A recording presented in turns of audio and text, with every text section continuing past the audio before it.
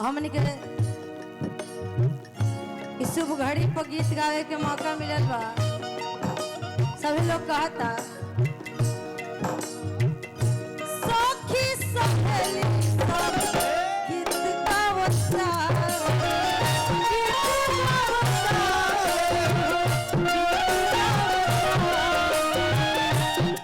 आरती उतारत बाड़ी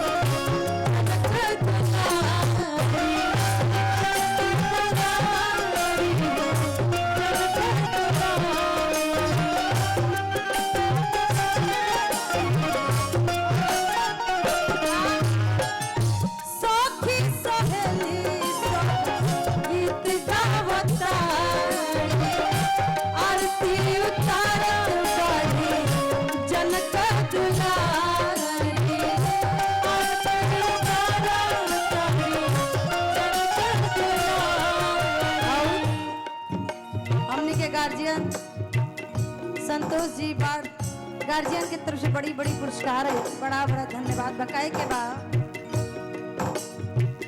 देखे में जुगल जोड़ी,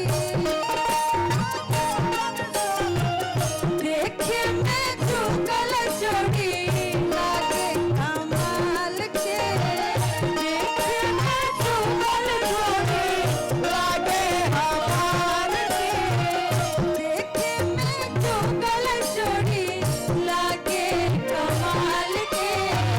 सिया हो गई लिया, सिया हो गई लिया, ससुरा के लाल के, सिया हो गई लिया, ससुरा के लाल के, सिया हो गई लिया। माला जय माला वाला,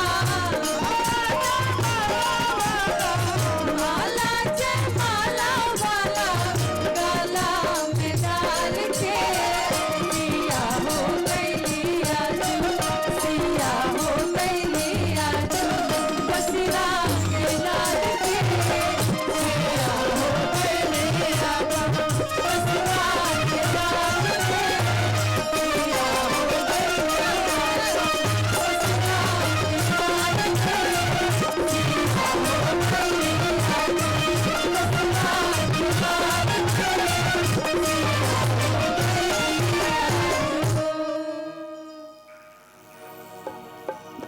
और आई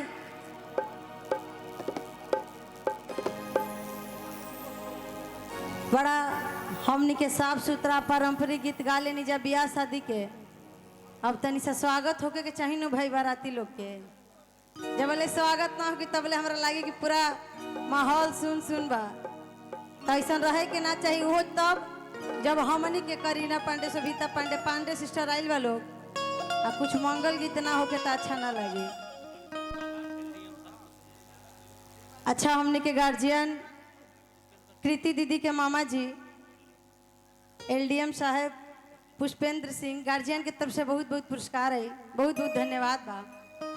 और देखिए हमने के पाहुन और पूरा बाराती लोग के स्वागत करे के बता इतना देर में तो नाश्ता पानी हो ही गई हुई, बाकी फिर भी हमने के स्वागत खातिर कहब जा सब कुछ तो ठीक बा। बाकी जैसे हमने के दीदी बाड़ी वैसा हमने के पाहुन जी नहीं की। शिकायत तो करे के बा आ कहे के बा कैसे का कि गेट बाहर करो, कि गेट बाहर करो सखिया सुनाओ।